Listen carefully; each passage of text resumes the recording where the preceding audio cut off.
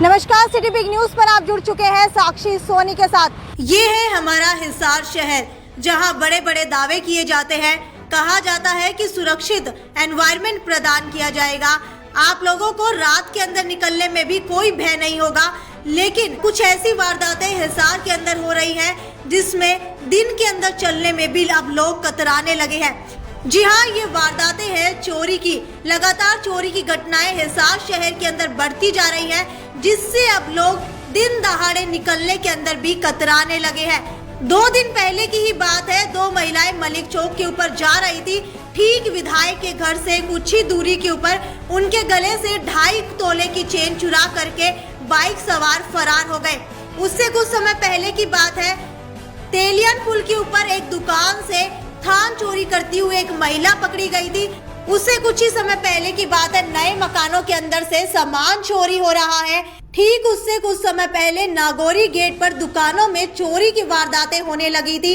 किसी की दुकान से पाइप चुरा ली जाती थी, रात को ताला तोड़ दिया जाता था। लेकिन अगर कल की ही बात की जाए तो कल एक घर से एसी चुरा लिया गया है, वो भी दिन दहाड़े। जी हाँ, इस तरीके की वारदातें जो है अब दिन दहाड़े होने लगी है।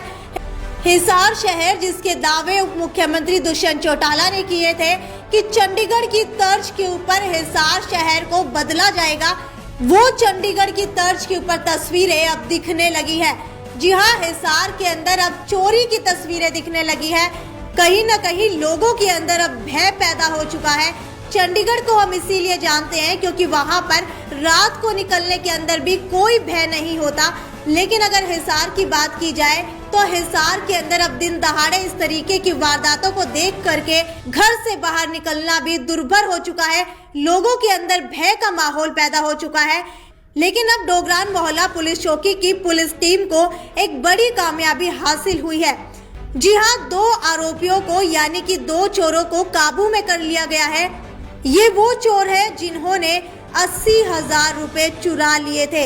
ये बात है 8 मार्च की और समय था 1 बजे का। एक महिला और एक लड़की रेड स्क्वायर मार्केट के करीब एक बैंक के अंदर जाते हैं और वहां से 80,000 के करीब पैसे निकलवा करके लेकर आते हैं। वहां पर 2 व्यक्ति खड़े होते हैं। एक व्यक्ति आकर के उनका पीछा करने लगता है, दूसरा व्यक्ति उसको इशारा करता है तो पहला व्यक्ति वहां से उनके हाथ से एक काले रंग का पॉलिथीन छीन करके दूसरे व्यक्ति की मोटरसाइकिल के ऊपर बैठ करके फरार हो जाता है। ये सारी बातें आरोपी ने पुलिस के सामने कबूली है। आरोपियों ने ये भी बताया कि रेलवे स्टेशन के सामने जब वो पहुंचे तो मोटरसाइकिल से गिर गए थे और वहां पर उनके 40,000 रुपए इर्द गिर्द होकर के गुम हो गए थे।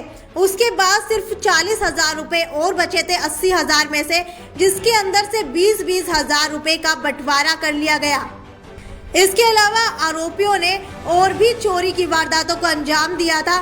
सचिन गारमेंट दुकान के नजदीक गार्गी स्कूल ड्रेस के आगे से 3 मार्च को मोटरसाइकिल अपाचे चोरी कर ली गई थी, जो कि सफेद रंग की थी।